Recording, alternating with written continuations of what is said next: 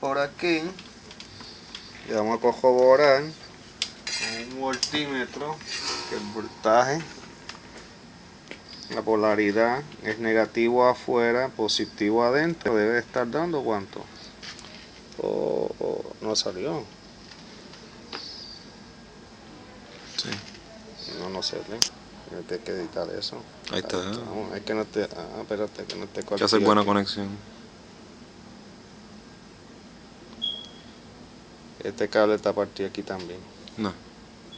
Es aquí. Es el centro. En el centro aquí. Ok, ahora está. Es aquí.